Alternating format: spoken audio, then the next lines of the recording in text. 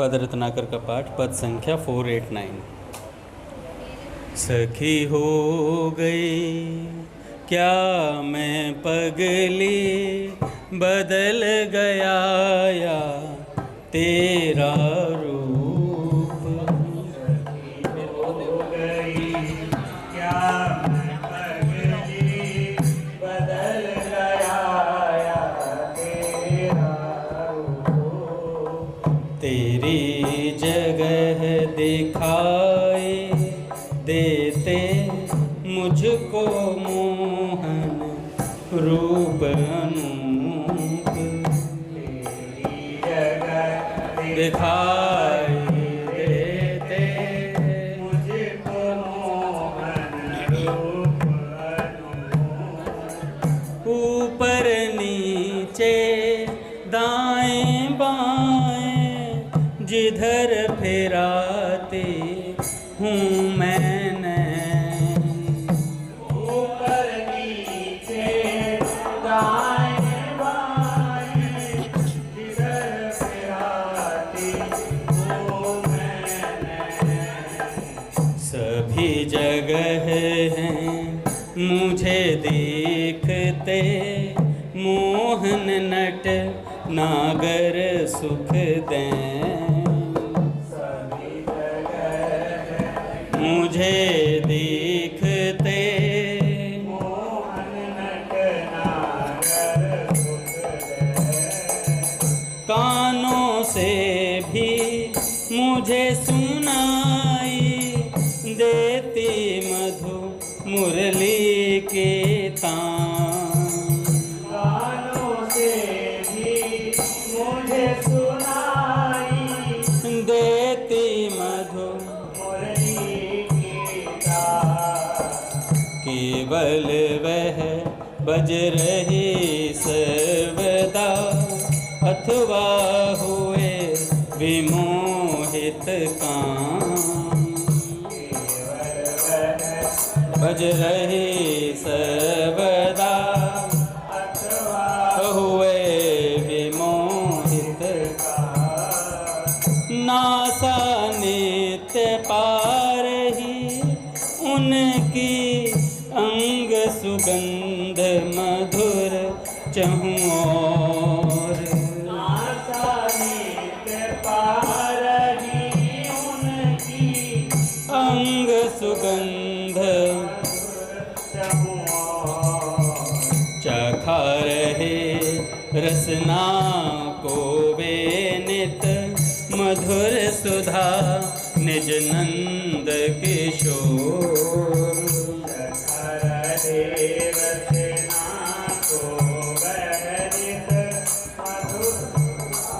निज नंद किशोर। अंग सदा पाते रहते हैं प्रियतम का प्रिय अंग स्पर्श। अंग सदा पाते रहते हैं प्रियतम का प्रिय अंग स्पर्श। जीभ सदा गाती है उनके नाम गुणों का हे उत्कर्ष।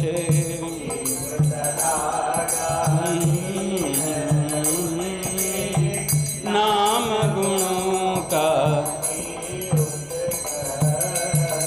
कौन कहे किससे क्या कैसे, मिटे सभी माया के द्वंद।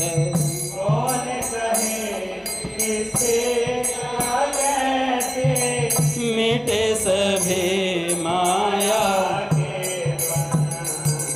चलती रहती अब तो लीला मैं की नित लीला स्वच्छंद। अब तो लीला मैं के नित लीला स्वच्छंद।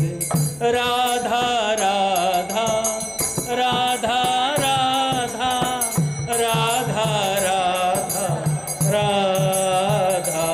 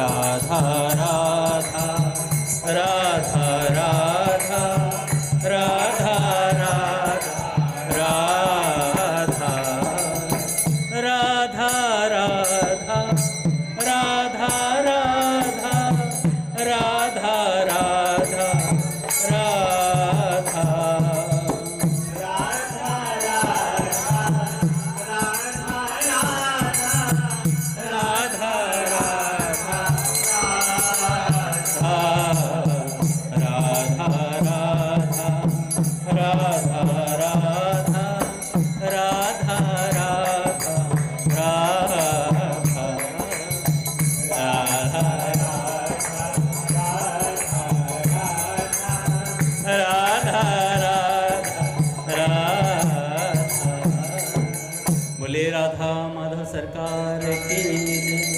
पूज्य श्री भाई जी महाराज की जय। पूज्य श्री राधा बाबा की जय। पूज्य मैया की जय। अपने प्यारे भैया की जय। पूज्य दादा की जय। भक्तवत्सल भगवान की जय। हरि बोल। बड़े सौभाग्य का क्षण है कि आज भी हमें सत्संग और कीर्तन का परम लाभ प्राप्त हो रहा है।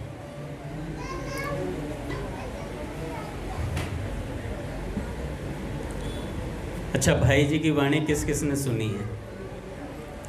पूज्य भाई जी की वाणी आज तक किस किस ने सुनी है? बहुत कम लोगों ने सुनी है। आज भाई जी की वाणी में 30 सेकंड का कुछ सुनिए आप। भाई जी आपसे कुछ मांग रहे हैं। गंगा के तट पर मैं आप सबसे भीख मांगता, आप लोग भीख दीजिए। इसका फैसला है आपका, मुझे तलवा नहीं।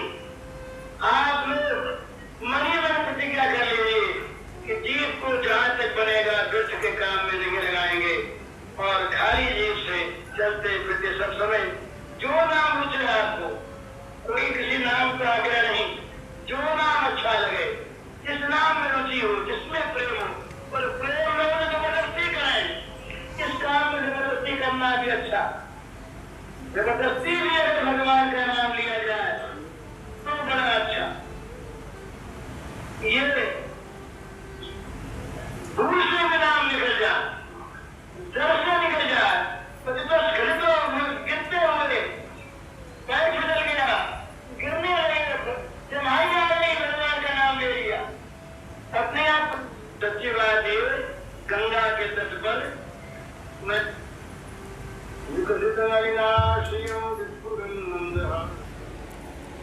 आई बात समझ में आई ना? भाई जी क्या कह रहे हैं कि किसी भी भाव से नाम लिया जाए, भगवान का नाम, गिरते हुए पड़ते हुए कैसे भी आपके मुख से भगवान का नाम निकल जाए। गंगा के तट पर भाई जी भीख मांग रहे हैं कि आप मुझे एक भीख दो कि भगवान का नाम नहीं छोड़ेंगे, किसी भी परिस्थिति में भगवान का नाम न छूटे हमसे।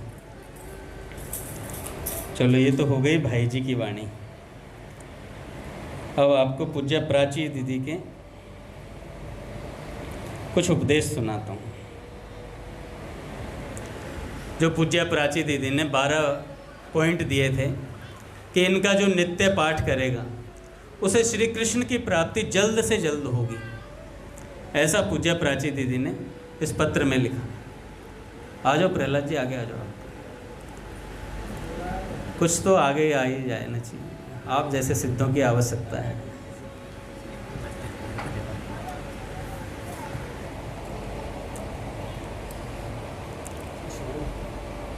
तो पूज्य प्राची दीदी कहती हैं, पहचान गई मैं। पूज्य प्राची दीदी कहती हैं, पहचान गई मैं, वस्तुतः श्री कृष्ण ही सभी आकर्षणों के मूल हैं, वे ही परम हैं।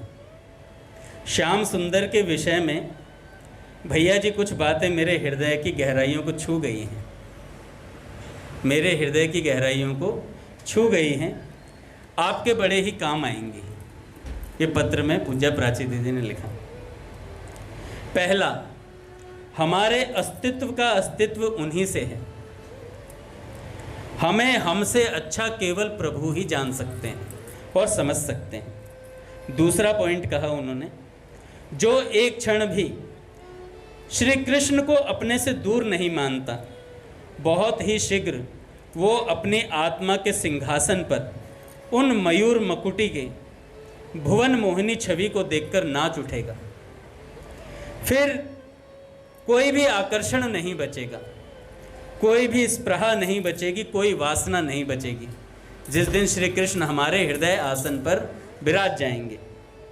तीसरी बात बोली पूज्य प्राची दीदी ने, बड़ी थोड़ी सी प्रतीक्षा भी श्री कृष्ण के मंगल दर्शनों के लिए की जाए तो ये प्रतीक्षा आपके जीवन का परम धन होगी।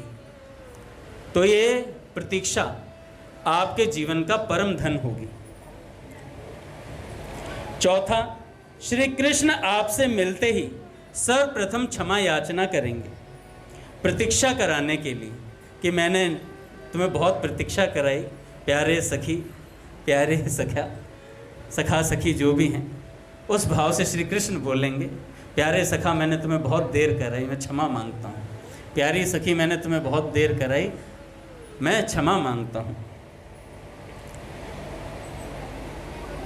पांचवा, वे सौंदर्य महासिंधु, ऐश्वर्य के महासिंहासन पर आरूढ़ होते हुए भी सदा इतने शीलवान हैं और इतने उदार हैं कि प्रेमियों के सामने प्रकट होते ही अपने मकराकृत कुंडल विभूषित कर्णद्वय अपने दोनों कानों को पकड़ करके प्रेमाश्रु पूरित नैनों से क्षमा मांगने में उन्हें जरा भी लाज नहीं आती। वे अपने भक्त से क्षमा मांगते हैं कान पकड़कर। कहते हैं, प्यारे सखा, प्यारी सखी, मैं तुम्हारा कृत दास हूँ। ये कहकर वे गाढ़ आलिंगन के लिए प्रेमियों को जब भुज पाश में बांधते हैं तो उनके आत्महारा बन जाते हैं और अपना सर्वस्व भक्त पर लुटा बैठते हैं। सातवां,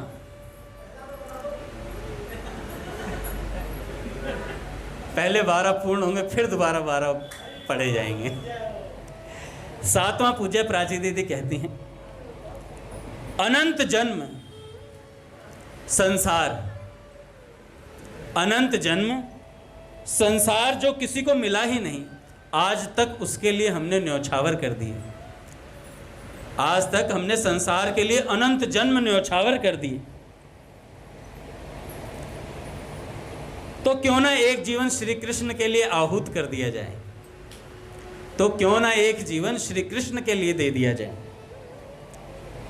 8वें में कहती हैं, याद रखना आप लोग धोखा नहीं खाएंगे। पूज्य प्राची दीदी कहती हैं, याद रखना आप लोग धोखा नहीं खाएंगे।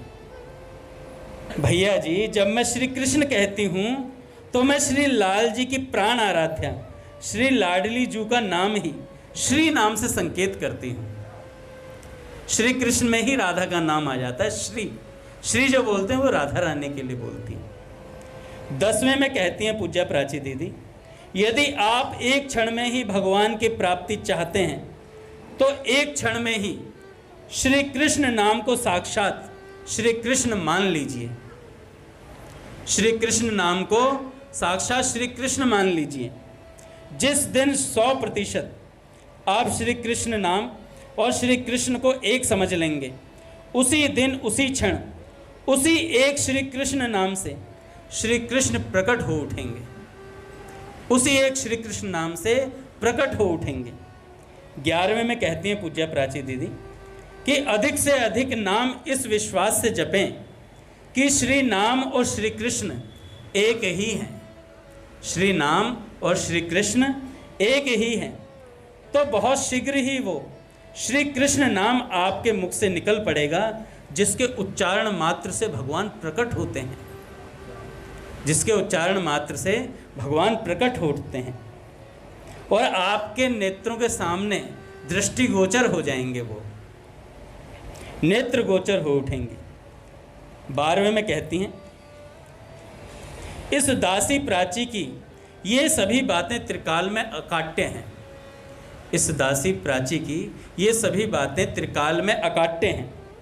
इन्हें बार बार विश्वास पूर्वक पढ़ने से, मनन करने से, अभ्यास करने मात्र से श्री कृष्ण अति शीघ्र ही मिल जाएंगे। श्री कृष्ण अति शीघ्र ही मिल जाएंगे। ये सत्य है, सत्य है, सत्य है। ये महासत्य है और ये पूर्ण सत्य है। कोई भी त्रुटि हो तो क्षमा कीजिएगा। पूज्य भैया का संग ना छोड़िएगा और पूज्य दादा की मन से भी अवहेलना ना कीजिएगा। प्रतीक्षा में पूज्य प्राची दीदी, हम सब लोग वहीं उपवन के उस पार मिलेंगे सब एक साथ। ये पूज्य प्राची दीदी की 12 बातें रघुनाथ जी ने कहा, एक बार फिर बताते हैं दोबारा। मेरा तो मन कर रहा सत्संग में ही चले हैं, फिर से 12 बातें सुनते हैं। भाई जी की ऑडियो तो सुनाई थी, फिर सुनाएंगे आखिरी में। पूज्य प्राची दीदी कहती हैं, पहचान गई मैं वस्तुतः श्री कृष्ण ही सभी आकर्षणों के मूल हैं, वे ही परम हैं। श्याम सुंदर के विषय में कुछ बातें मेरे हृदय की गहराइयों को छू गई हैं, आपके बड़े ही काम आएंगी। पहला, हमारे अस्तित्व का अस्तित्व उन्हीं से है, हमें हमसे अच्छा वे ही समझ सकते हैं। दूसरा, जो एक क्षण भी श्री कृष्ण को अपने से दूर नहीं मानता, बहुत ही शीघ्र वो अपनी आत्मा के सिंहासन पर उन मयूर मकुटी की भुवन मोहिनी छवि को देखकर नाच उठेगा। फिर नहीं बचेगा उसके हृदय में कोई आकर्षण, कोई स्पृहा, कोई वासना। तीसरा, बस थोड़ी सी प्रतीक्षा भी श्री कृष्ण के लिए की जाए, मंगल दर्शनों के लिए की जाए, तो ये प्रतीक्षा आपका परम धन होगी। चौथा, श्री कृष्ण आपसे मिलते ही सर्वप्रथम क्षमा याचना करेंगे, प्रतीक्षा कराने के लिए। पांचवें में कहती हैं, वे सौंदर्य के महासिंधु, ऐश्वर्य के महासिंहासन पर आरूढ़ रहते हुए भी सदा इतने शीलवान और इतने उदार हैं कि प्रेमियों के सामने प्रकट होते ही अपने मकराकृत कुंडल विभूषित कर्ण द्वय पकड़कर, अपने दोनों कानों को पकड़कर प्रेमाश्रु पूरित नेत्रों से क्षमा मांगने में उन्हें लज्जा नहीं आती। छठे में कहते हैं, मेरे प्यारे सखा, मेरी प्यारी सखी, मैं तुम्हारा कृत दास हूँ। ये कह वे गाढ़ आलिंगन के लिए प्रेमियों को जब भुज पाश में बांधते हैं तो आत्महारा बन जाते हैं और अपना सर्वस्व लुटा बैठते हैं।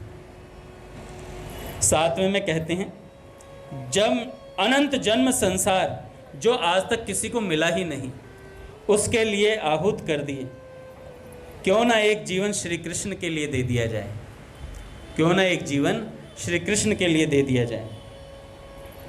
आठवें में कहते हैं, याद रखना धोखा नहीं खाएंगे।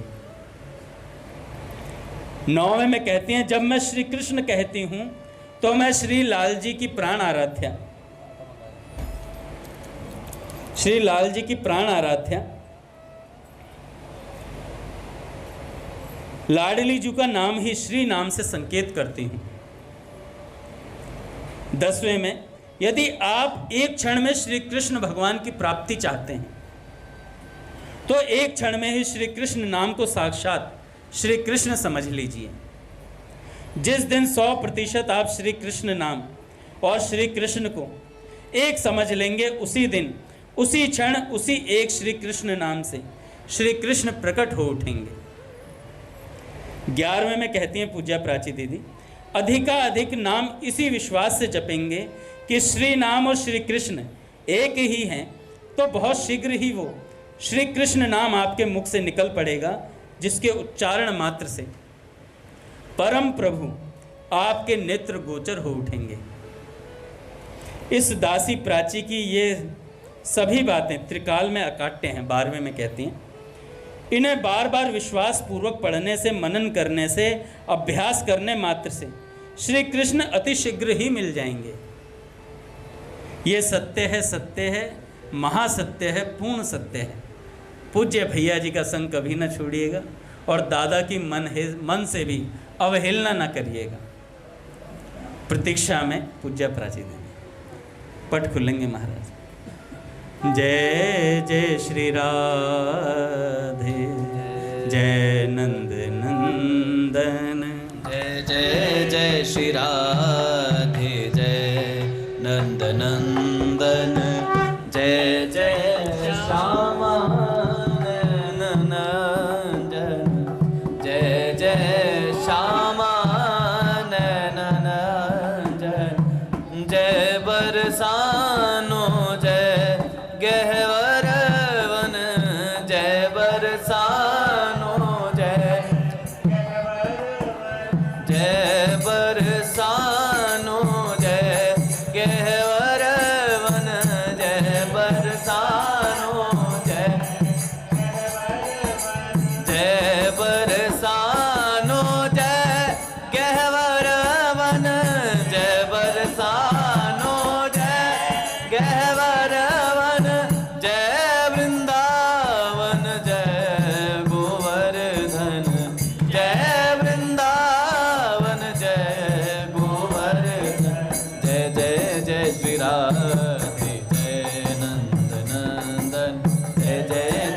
राधे जय नंदन नंदन जय जय श्यामा नयन जन जय जय श्यामा नयन जय बरसानो जय गैवर वन जय बरसानो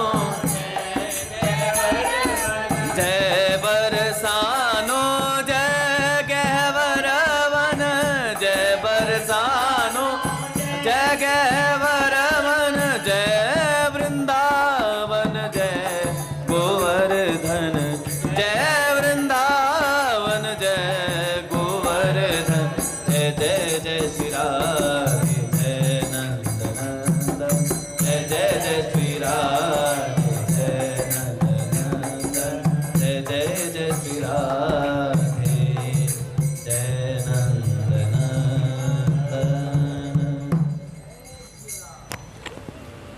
बोले राधा माधव सरकार की जय। पूज्य भाई जी कहते हैं, जल्दी दौड़ो, इस माया के धधकते हुए दावानल से फौरन बाहर निकलो। देखो अग्नि की प्रलयंकारी लाल लाल लपटें लपक लपक कर जगत को धड़ाधड़ ग्रस रही हैं। प्रचंड धुएं से सभी दिशाएं छा गई हैं। वह गया, दूसरा भी चला गया, तीसरा भी चला गया, चौथा भी चला गया। परंतु हाय, तुम मूर्ख की तरह किम कर्तव्य विमूढ़ क्यों बैठे हो? अरे अब की बारी तुम्हारी है, अब की बारी तुम्हारी है। भैया बताते हैं ना, एक बुढ़िया थी, जिस भी लड़के का ब्याह होता, अड़ोस पड़ोस में जिस भी लड़के का ब्याह होता, तो जब ब्याह में जाती तो पड़ोसी वाले लड़के को गाल पकड़ के खींचती, अब की तेरी बारी है, अब की तेरी बारी है। सबके गाल पकड़ के खींचती थी। एक दिन बगल में कोई भगवान के धाम चला गया, शरीर छोड़ दिया, तो बुढ़िया वहाँ भी थी। अब वो लड़का आया जिसके गाल पकड़ के खींचे जाते थे, दादी के पास जाके गए, दादी अब की तेरी बारी है, अब की तेरी बारी है। तो भैया बारी हमारी किसी की भी आ सकती है। यदि बचना चाहते हो तो तुरंत सबका मोह छोड़कर बाहर निकल पड़ो। देखो वह देखो, उस छलकते हुए अमृत समुद्र के किनारे विशाल जहाज लिए उस कृपालु कप्तान, विशाल जहाज लिए उसका कृपालु कप्तान बार बार सीटी बजा बजा कर सबको बुला रहा है। जिसने उसकी पुकार सुनकर उसकी ओर ध्यान दिया, वह विश्वव्यापी अग्नि से बचकर दुख सागर से तुरंत तर जाएगा। इसी तरह तुम भी तर जाओगे। अरे निर्भय हो जाओगे, अमर हो जाओगे। जाओ जाओ, शीघ्रता करो, अन्यथा जलते हो, बार बार जलोगे इस मनुष्य जन्म में। चेतो, शीघ्र चेतो। कप्तान सीटी बजा रहा है। कौन है वो कप्तान? वो ठाकुर जी साक्षात बांसुरी बजाते हैं रोज। एक भक्त हुए, ब्रज के भक्त में चरित्र आता है, पूज्य श्री जगदीश दास बाबा जी महाराज। श्री धाम वृंदावन में कालिंदी के तट पर काली दह है, हमने सबने दर्शन भी किए हैं। विशाल कदम्ब के वृक्ष के नीचे एक महात्मा लेटे हुए हैं। एक महात्मा विशाल कदम्ब के वृक्ष के नीचे लेटे हुए हैं और वृक्ष और लता पताओं के नीचे इतना रमणीय दृश्य है। रात्रि का समय और पर उनके शरीर का प्रकाश उस रात्रि के अंधकार को चीरता हुआ निकल रहा है। ऐसा शरीर से उनके प्रकाश निकल रहा है। अंधकार का अतिक्रमण करती जान पड़ रही है उनकी शरीर कांति। अंधकार का अतिक्रमण कर दिया, उनके शरीर में से ऐसा प्रकाश निकल रहा है। और गले में तुलसी की कंठी, हाथ में जप की माला। उनके नग्न शरीर की गौर कांति उमड़ते हुए अंधकार का अतिक्रमण करती जान पड़ रही है। उनकी ग्रीवा अपलक नेत्र और मंद स्मित से लग रहे हैं कि वे दूर दिशा में किसी दिव्य और एक मनोरम दृश्य को देख रहे हैं कहीं दूर। वो जो महात्मा हैं काली दह पे एक वृक्ष के नीचे लेटे हुए हैं और शरीर से प्रकाश निकल रहा है और एकटक किसी एक दिशा में देख रहे हैं वो महात्मा, और उस दिशा में देखते देखते आत्मविभोर हो रहे हैं बिल्कुल। तो जब आत्मविभोर हो रहे हैं तो उनके पास एक व्यक्ति और बैठा है, पास में बैठा है 21-22 साल का एक लड़का। अपने महादेव जी ने चरित्र सुनाया था, महादेव जी आपने सुनाया था ना, कौन सा चरित्र था, एक जिनके जो गौरांग दास बाबा जी जिनके उनमें जीवन में आए थे बीच में, शायद गौरांग दास बाबा जी का भी सुनाया था ना आपने, पंडित बाबा का, और एक और सुनाया था इन्होंने, एक चरित्र और सुनाया था, उसमें था। तो जो गौरांग दास बाबा का आपने वर्णन किया था, तो ये 21-22 साल का लड़का वही गौरांग दास बाबा है। 21-22 साल का लड़का कौन है? वही गौरांग दास बाबा। ये आगे चलकर वृंदावन के सिद्ध संत बनते हैं। तो वृक्ष के नीचे जो महात्मा लेटे हुए उनके पास में श्री गौरांग दास बाबा जब 21-22 साल के थे तब बैठे हुए थे बगल में, और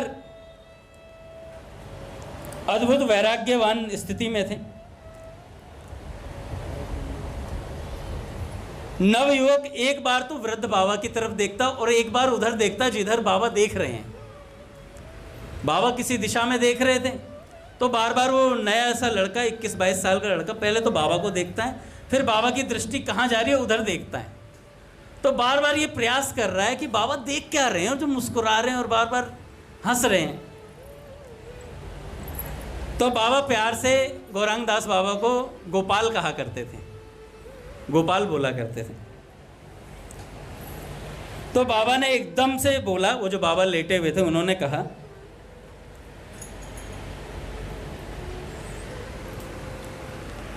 कि तुम्हें कुछ दिखाई दे रहा है?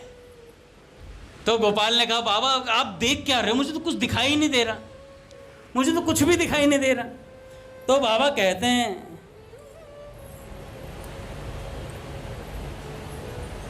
देख गोपाल देख, क्या सुंदर श्याम सुंदर की शोभा है, क्या सुंदर श्याम सुंदर की शोभा है। दोनों भैया झूमते झूमते कैसे चले आ रहे हैं मदमस्त चाल में। उन्हें गोधूली बेला के दर्शन हो रहे हैं, गोचारण लीला के दर्शन हो रहे हैं, वो जो वृक्ष के नीचे बाबा लेटे हुए उनको। और बाबा उन 21-22 साल के लड़के से कहते हैं कि तुझे दिखाई दे रहा है कुछ? देख कितने सुंदर श्याम सुंदर आ रहे हैं, दाऊ जी आ रहे हैं, दोनों भैया कितने मलूक से लग रहे हैं।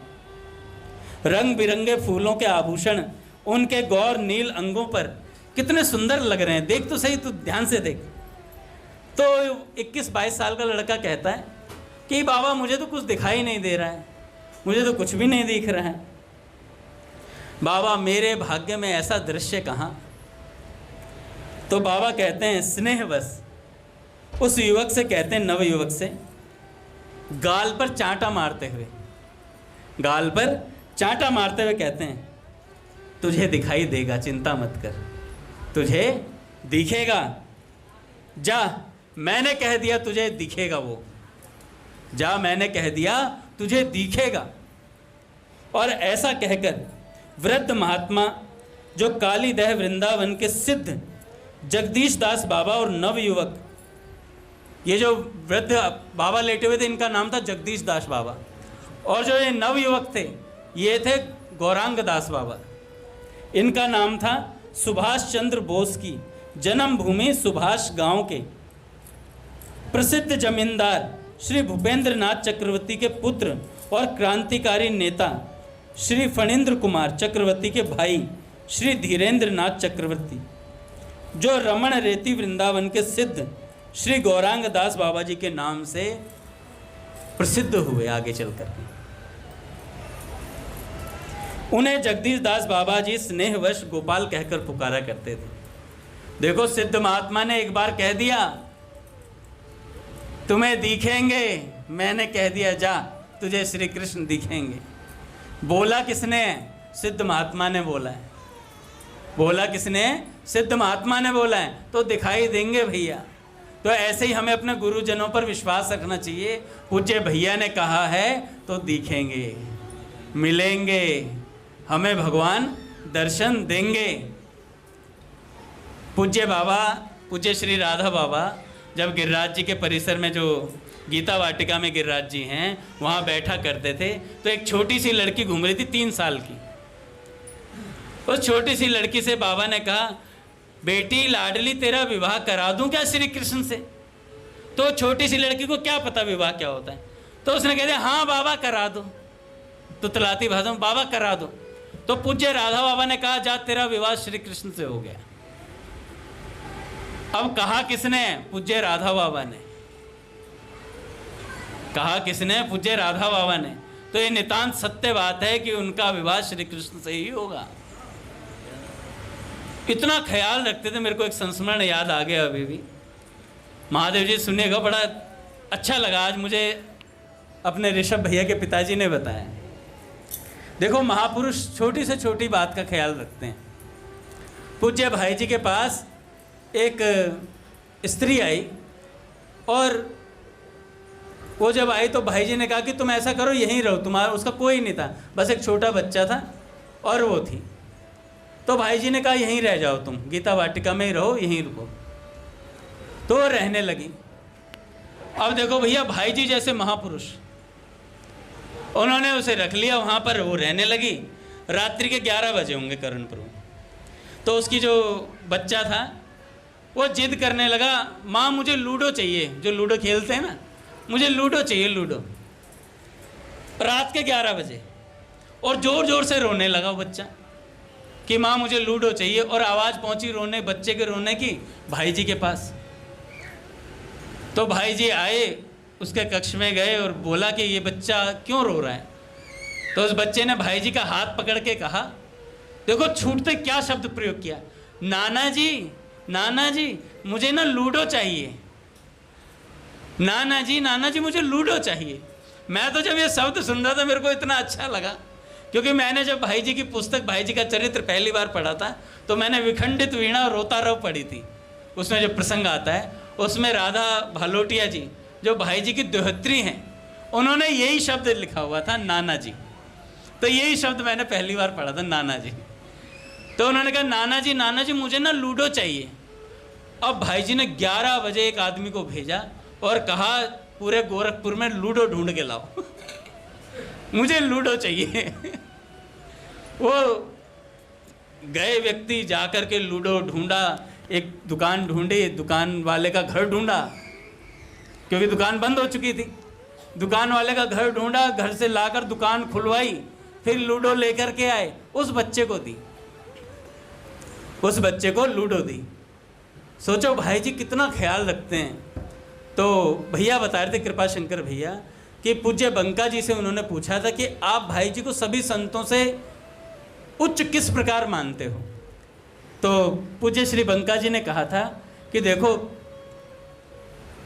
सभी संत अच्छे हैं, सभी संत सिद्ध हैं, पर मैं फिर भी पूज्य भाई जी को सबसे अग्रगण्य इसलिए मानता हूं कि गृहस्थ में रहकर लोक व्यवहार को निभाते हुए गोपी भाव की उच्चतम स्थिति को प्राप्त कर लेना, गोपी भाव की उच्चतम स्थिति को प्राप्त कर लेना, यह साधारण जीव का कार्य नहीं हो सकता। सबसे व्यवहार निभाते हुए, भाई कोई सन्यास ले लेता है तो वो सब सन्यासी होता, फिर उससे कोई मतलब नहीं संसार से। कोई विरक्त हो जाता तो विरक्ति रहता है, फिर उससे कोई मतलब नहीं। पर भाई जी सबकी देखरेख करते, पूरा जीवन उन्होंने सबकी, मतलब जो भी जिसकी दुविधा होती थी वो सब पूर्ण करते थे। किसी की बेटी का विवाह नहीं हो रहा है, किसी को कुछ नहीं, किसी को पैसों की ज़रूरत है, वो मुसलमान का आपने सुना ही है, आत्महत्या करने वाले थे। भाई जी जाकर मोटर गाड़ी से गए और पैसे देकर आए उसके घर पे कि जो आपने आज सोचा है ना, उसे दोबारा मत सोचना इस तरीके का। भाई जी उनके घर तक गए, और मुस्लिम थे, बताओ भाई। तो ऐसे भाई जी लोक व्यवहार में सिद्ध थे महाराज, और गोपी भाव में भी सिद्ध थे। कैसी विलक्षण विभूति थे। तो पूज्य बंका जी कहते हैं कि देखो भैया, ये हमारे भाई जी हैं ना, ये सब कुछ करके गए हैं यहाँ से, ये सब कुछ करके गए। कहने लगे बाबा, भाई जी के पास बाबा का रहना कोई साधारण बात है क्या भैया? किसी सन्यासी संत को रखना बहुत बड़ी बात होती है, अपने घर में रखना। किसी गृहस्थ के यहाँ सन्यासी टिक सकते हैं क्या महाराज? जरा जरा सी बात पे अपराध होने का डर रहता है। हमारे यहाँ भी एक संत आए थे, 9 दिन मुश्किल पड़ गए थे यहाँ रखने।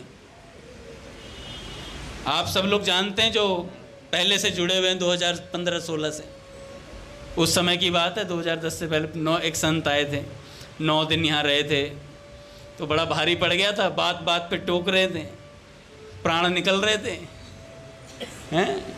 एक संत को रखना हाथी पालने जैसा है। बात बात पे टोका जाएगा, बात बात पे रोका जाएगा, अपराध बताए जाएंगे। यहाँ तो अपराध सुनते ही भग जाते हैं बच्चे।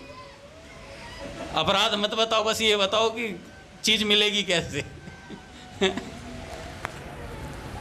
तो पूज्य बाबा क्या नहीं सहा बाबा ने वहां रहकर गीता वाटिका में, सब कुछ सहकर पूज्य भाई जी का संग निभा गए।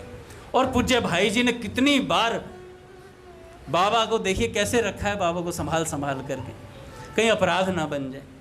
तो ऐसे ही भैया जो सिद्ध संत होते हैं ना, एक क्षण में सब कुछ दे देते हैं। तो गौरांग दास बाबा जब 21-22 साल के थे, उन्हें कहा तुझे श्री कृष्ण के दर्शन होंगे, जा मैंने कह दिया तुम्हें दिखेंगे श्री कृष्ण। ये जगदीश दास बाबा जी पूर्व आश्रम में एक बड़े डॉक्टर थे।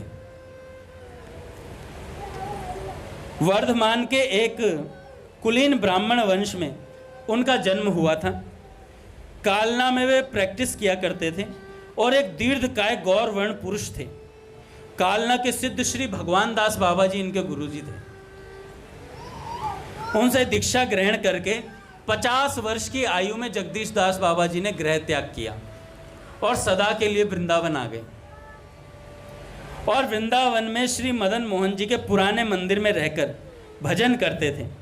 कुछ दिन बाद काली देह के पास एक छोटी सी कुटिया में रहने लगे। श्री जगदीश दास बाबा बड़े वैराग्य से रहते थे। मधुकरी द्वारा जीवन निर्वाह करते, नमक नहीं खाते थे, हर समय भजन के आवेश में रहते थे। किसी प्रकार व्यवधान ना हो भजन में, इस बात का खास ख्याल रखते थे। इस उद्देश्य से यथासंभव जीवन व्यतीत करते थे। यहां तक कि कटिंग करवाने के लिए भी किसी और को नहीं बुलाते थे, अपने बाल वगैरह किसी से नहीं करना। अपने पास एक कैंची रखा करते थे, जैसे ही बाल बड़े होते काट डालते थे, खुद ही काट लेते थे। तो किसी पर निर्भर रहना उन्हें पसंद नहीं था बिल्कुल भी। अपने पास एक कैंची रखते थे, आवश्यकता होने पर सिर और दाढ़ी के बाल काट लिया करते थे। उनके गुरु सिद्ध श्री भगवान दास बाबा सभी को हरि नाम जप और साधारण भक्ति का उपदेश किया करते थे। पर उन्हें अधिकारी जानकर उन्होंने जगदीश दास बाबा जी को रागा अनुगा प्रेमा भक्ति का उपदेश दिया। रागा अनुगा प्रेमा भक्ति का उपदेश दिया। इसलिए वे रागानुगा पद्धति से भजन करते हुए सदा श्री कृष्ण लीला चिंतन का स्मरण किया करते थे निरंतर। उन्हें प्रायः बाह्य ज्ञान नहीं रहता था। कभी कभी संध्या समय का उनके सामने रखा हुआ भोजन सवेरे तक रखा रह जाता था। लीला चिंतन करते हुए साय का भोजन रखा सामने और लीला चिंतन में चले गए, तो सुबह तक वो भोजन ऐसे ही रखा रहता था, लीला चिंतन में ही रहते थे। ऐसी स्थिति थी उनकी। कभी ऐसा भी होता था कि उनके पास कोई आता और दंडवत प्रणाम करके सामने बैठ जाता, तो भी उन्हें पता नहीं चलता था। बाह्य ज्ञान होने पर जब उनसे कोई कहता कि अमुक व्यक्ति आया था, दंडवत कर कुछ देर बैठा रहा, फिर चला गया, तो वे अपने को अपराधी जानकर बहुत दुखी होते। प्रायः वे जब कुटिया के बाहर बैठते तो अपने सामने शालिग्राम की बटिया रखते, जिससे यदि कोई आकर दंडवत करे तो दंडवत शालिग्राम को हो और उन्हें प्रति दंडवत ना करने का अपराध ना लगे। शालिग्राम जी रख लिया करते थे, कोई आए मिलकर जाए तो शालिग्राम जी को दंडवत कर जाए, ऐसा उन्होंने बंदोबस्त किया।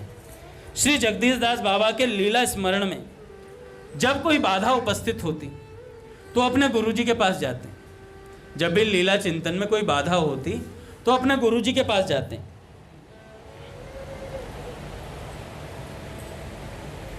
उन्हें कोई भजन में उल्लास नहीं होता, भैया जिसका कुछ धन खो जाता है ना उसे चैन नहीं पड़ता है।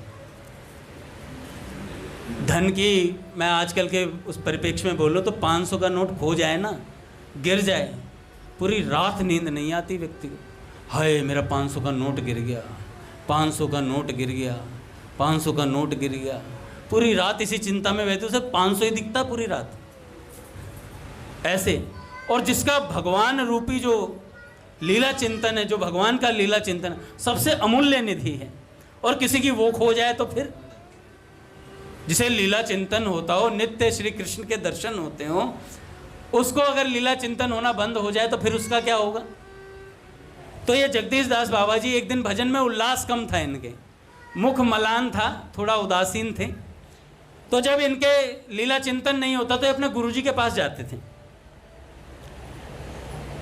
और गुरुजी से जाके कहते तो एक उपाय बताते थे कि तुम चरण रज में लोटो थोड़ी देर, यहाँ पे ब्रज रज में लौट जाओ, थोड़ी देर इसमें मुंह दो, इधर उधर पलटी मारो, ठीक हो जाएगा। तो जैसे ही वो चरण रज में लौटते थे तुरंत लीला चिंतन स्फुरित होने लगता था। गुरुजी बताते थे भाई यहाँ रज में लौटो, लीला चिंतन शुरू हो जाएगा तुम्हारा। तो शुरू हो जाता था। प्रतिदिन मधुकरी के लिए श्रृंगार वट में श्री नित्यानंद प्रभु की गद्दी पर जाते। श्री प्रेमानंद गोस्वामी उस समय नित्यानंद जी की गद्दी पर बैठे थे। एक दिन जब जगदीश दास बाबा मधुकरी के लिए वहां गए तो उन्हें देखते ही प्रेमानंद गोस्वामी जी ने कहा, आज आपके मुख पर वो तेज दिखाई नहीं दे रहा है जगदीश दास जी, जो रोज होता है। क्या बात है, आज थोड़ा मुख मलान है, उल्लास दिखाई नहीं दे रहा है। जगदीश दास बाबा जी ने रुंधे कंठ से कहा, प्रभु सब कुछ तो आपके हाथ में है, आज मेरा भाग्य थोड़ा मंदा है। लीला चिंतन नहीं हुआ ना आज, तो कह रहे आज मेरा भाग्य थोड़ा मंदा है। तो उन्होंने कहा, प्रेमानंद गोस्वामी जी ने कहा, अच्छा आज लीला स्फूर्ति नहीं हुई है तुम्हें, आज लीला चिंतन नहीं हुआ तुम्हें, इसलिए उदास हो। तो उन्होंने कहा, अच्छा मधुकरी का झोला उतार कर यहाँ थोड़ी देर रज में लौट मेरे सामने, थोड़ी देर रज में लौट मेरे सामने। और बाबा ने वैसा ही किया, जगदीश दास बाबा जी ने वैसा ही किया। तुरंत लीला स्फूर्ति होने लगी। उस समय यमुना श्रृंगार वट को घेर कर बहती थी, वहां तक बहती थी मैया गंगा जी। वृंदावन परिक्रमा करने वाले भक्तों को श्रृंगार वट के प्रांगण में होकर जाना होता था और उनकी चरण धूलि वहीं पड़ती थी सब भक्तों की। धूलि में लोटपोट होते ही जगदीश दास बाबा के मन में भजन का उल्लास आ जाता था। चरण धूलि में लौटते ही भजन में उल्लास आ जाता था। जब उनके गुरुदेव अप्रकट हो गए, उसके पश्चात एक बार फिर उनके लीला स्मरण में बाधा पहुंची। तब वे प्रातःकाल श्री माधवदास बाबा जी के पास केसी घाट गए। वहां पर स्थित श्री गोपाल कृष्ण गोस्वामी जी के समाज में गए, समाज यानी सत्संग में गए। माधवदास बाबा ने उन्हें उदास देखकर उनके असमय आने का कारण पूछा। उन्होंने पूर्वोक्त घटना सुनाते हुए और अपनी तत्कालीन मानसिक स्थिति बतलाते हुए, प्रभु तो मेरे दुर्भाग्य से अब प्रकट है नहीं, मेरे गुरुदेव तो प्रकट है नहीं, तो मेरा लीला चिंतन बंद हो गया है गुरुदेव। उन्होंने कहा कि मेरे उनके जो प्रत्यक्ष गुरुदेव वो जा चुके थे। अब जो माधवदास बाबा जी थे उनसे उन्होंने कहा, मेरे को लीला चिंतन नहीं हो रहा, मैं क्या करूं? तो मेरे को मेरे गुरुदेव की समाधि तक ले चलो आप। तो उन्होंने कहा ठीक है। माधवदास बाबा उन्हें प्रभुपाद की समाधि पर ले गए। अपने गुरु को प्रभुपाद कहा करते थे। वहां जैसे ही रज में लोटपोट हुए तो गुरुदेव की कृपा से उन्हें लीला स्फूर्ति होने लगी। फिर से जगदीश दास बाबा जी श्री कृष्ण लीला समुद्र के मीन के समान सदा तैरते, डूबते और उतरते रहा करते थे। जैसे मछली समुद्र में रहती है ना, ऐसे वो लीला चिंतन में रहते थे नित्य। उनके हृदय में नए नए भावों का संचार होता, वे उनके शरीर के तदनुरूप बदलते हुए वर्णों में दृष्टिगोचर होते। जब किसी कारणवश लीला चिंतन बंद हो जाता, तब जैसे मछली जल में तड़पती है, बाहर निकल के तड़पती है, ऐसे वो तड़पना शुरू हो जाते थे। ये जब मैं चरित्र पढ़ रहा था मेरे को इतना अच्छा लगा। मैं कहा कि भगवान का चिंतन छूटने पे कैसी छटपटाहट होती है। ये मेरे को इस चरित्र से समझ में आई जगदीश दास बाबा जी के, कि भगवान का चिंतन छूटते ही हमें गुरुदेव के पास जाना चाहिए। अगर सामने ना जा पाए तो मन ही मन उनसे प्रार्थना करें कि प्रभु, हे भगवान, हे गुरुदेव, मेरे लीला चिंतन में कुछ विघ्न आ गया है, मुझे भगवान की याद आज कम आ रही है। अच्छा, हम लोगों में से जो लीला चिंतन करते हैं वो तो करते हैं, जो नहीं भी करते उनको भगवान की याद तो दिन में बनी रहती होगी। नहीं बनी रहती है तो हमें भगवान या गुरुदेव से प्रार्थना करनी चाहिए कि गुरुदेव मेरे को ज़्यादा से ज़्यादा भगवान की याद बनी रहे। और जब गुरुदेव सामने आए तो उनसे अपने हृदय की बात खोल करके कह दो कि गुरुदेव ऐसी ऐसी बात है, आज भगवान का चिंतन कम हो रहा है, कई महीनों से मेरे को ना भगवान की याद कम आ रही है। करता हूँ, मैं करता हूँ भैया, यहाँ बोल रहा हूँ ना, मैं दादा से बोलता हूँ, दादा कई हफ्तों से ना ऐसा लग रहा है जैसे भगवान जीवन से निकल गए हैं, संसार की ज़्यादा याद आ रही है, संसार की चीज़ें ज़्यादा दिमाग में घुस रही हैं। तो ये बोलना चाहिए भैया। पूज्य भैया से ना बोल सके तो दादा से बोल दें, भैया दादा हमारे गुरुदेव ही तो हैं। तो जगदीश दास बाबा जी समुद्र में, लीला चिंतन के समुद्र में रहते थे निरंतर, और कभी लीला चिंतन बंद हो जाता तो मछली की तरह तड़पते थे, जैसे जल से बाहर निकाल दी हूं।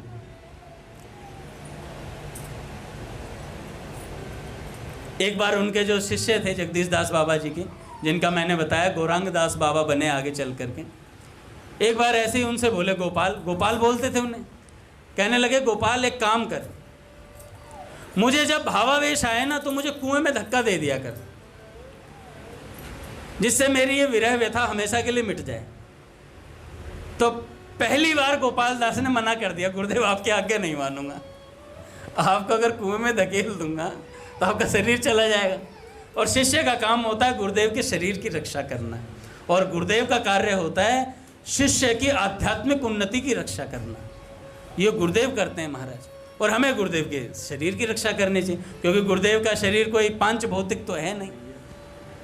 पूज्य बाबा पूज्य भाई जी से कहा करते थे, भाई जी मुझे ना आपकी जगह ना एक नीला नीला प्रकाश सा दिखाई देता है। तो भाई जी, उसमें लिखा हुआ था, अगर कोई और होता तो भाई जी मना कर देते कि ऐसा कुछ नहीं है, नीला नीला प्रकाश कुछ नहीं है। लेकिन बाबा थे ना, तो बाबा से कहा, तो आप भाई जी देखते ही क्यों हैं, आप सदा नीला प्रकाश ही देखा कीजिए, नीला प्रकाश ही देखा कीजिए, आपको और कुछ देखने की आवश्यकता ही नहीं है। तो ये जगदीश दास बाबा जी ने अपने गोपाल से कहा कि गोपाल मुझे कुएं में धक्का दे दिया कर। तो गोपाल ने कहा गुरुदेव ये आज्ञा नहीं मानूंगा, ये आज्ञा नहीं मानूंगा। और महाराज फिर गोपाल बड़ा ध्यान रखने लगे कि गुरुदेव आवेश में आते हैं, लीला चिंतन में उन्हें ध्यान नहीं रहता था।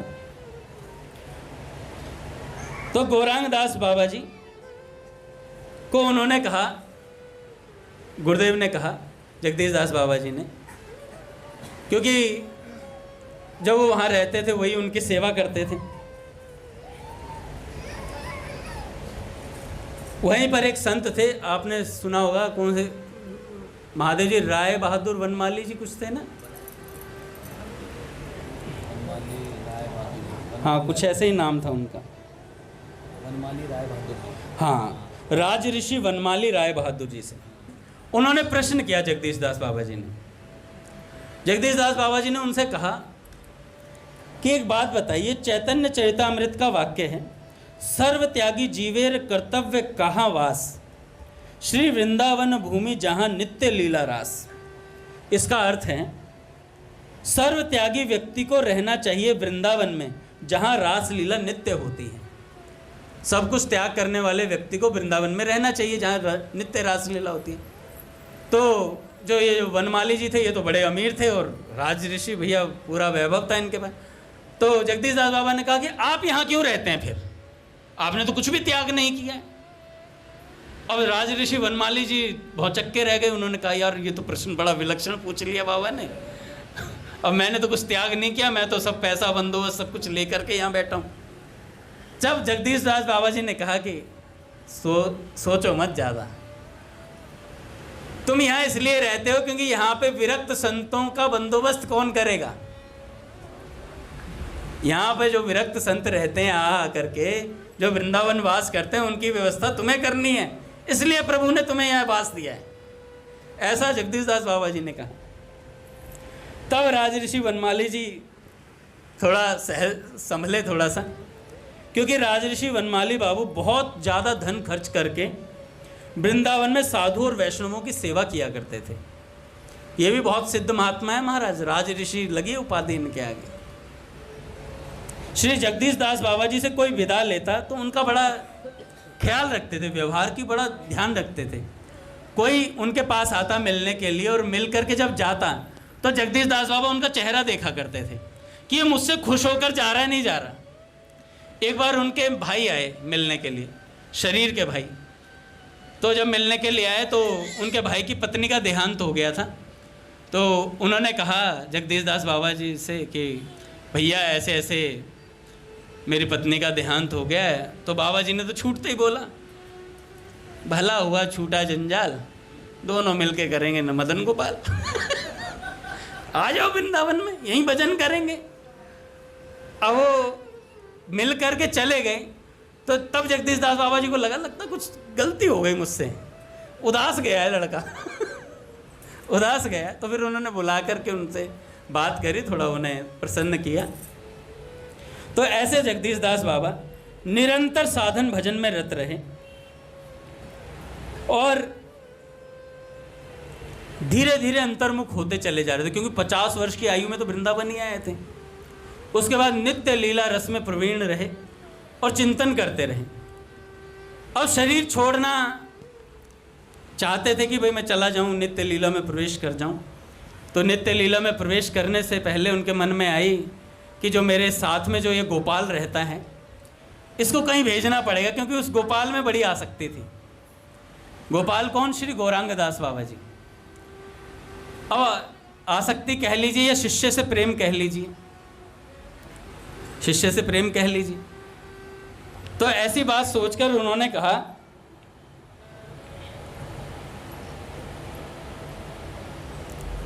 जाओ तुम बरसाना में जाओ, बरसाना में जाकर भजन करना, वहाँ सोहनी सेवा देना। इससे पहले एक घटना घटी कि वनमाली राय बहादुर जी से जगदीश दास बाबा जी के मन में आई कि काली देह का निर्माण कराया जाए। काका काली देह का निर्माण करा जाए, दोबारा से उसे जीर्णोद्धार कराया जाए उसका।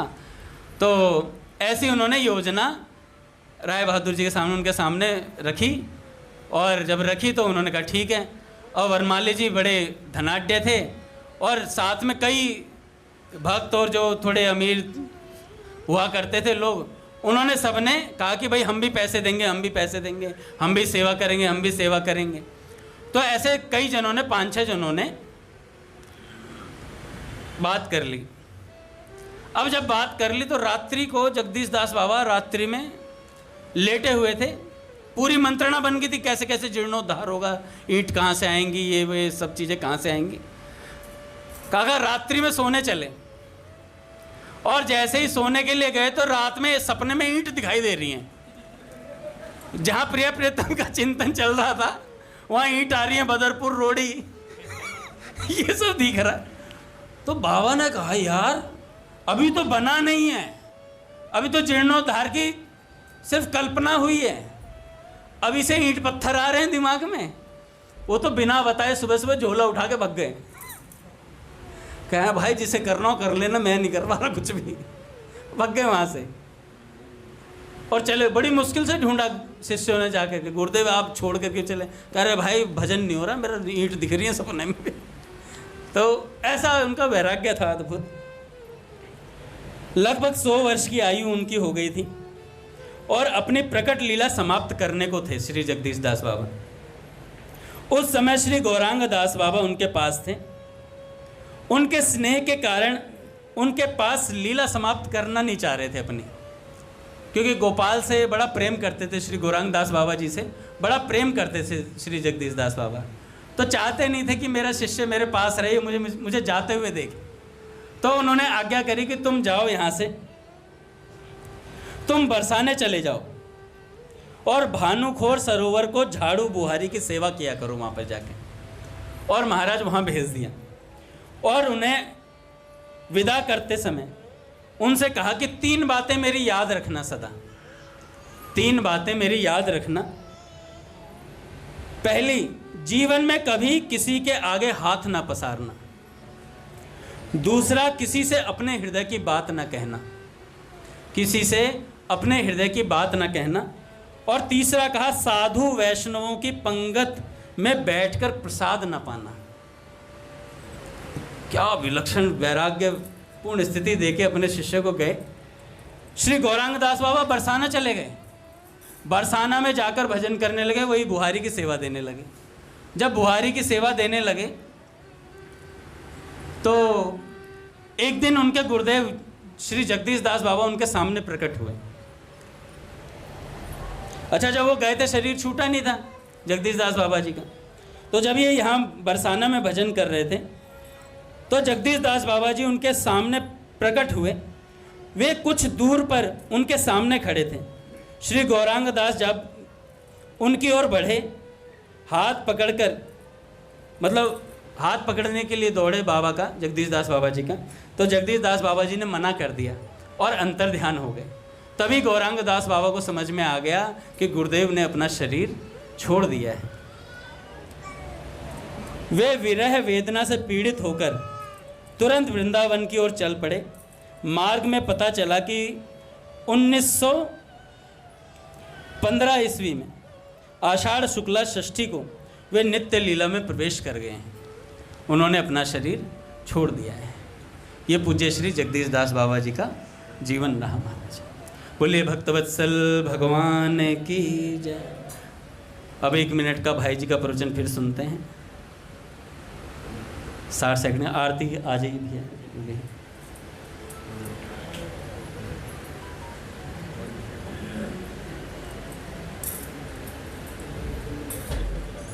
इस पे लाइव चल रहा है।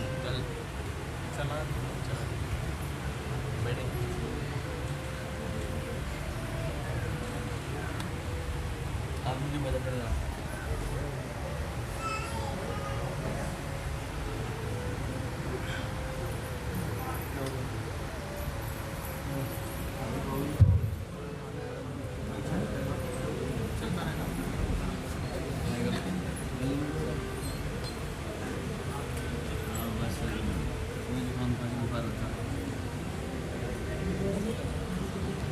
सच्ची बात है, गंगा के तट पर मैं आप सबसे भीख मांगता हूँ।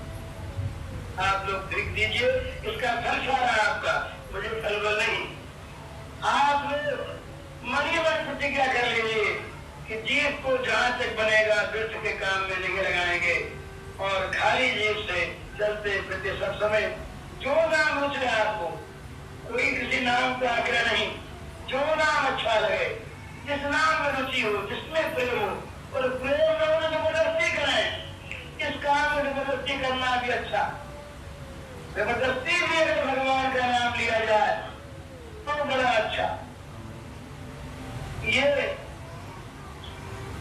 भूल से भी नाम निकल जाए, जल से निकल जाए तो स्खलित हो, गिरते हुए पैर फिसल गया, गिरने लगे, जमाई आ गई, भगवान का नाम ले लिया अपने आप। सच्ची बात है, गंगा के तट पर मैं आप सबसे भीख मांगता। बोलिए राधा माधव सरकार की जय।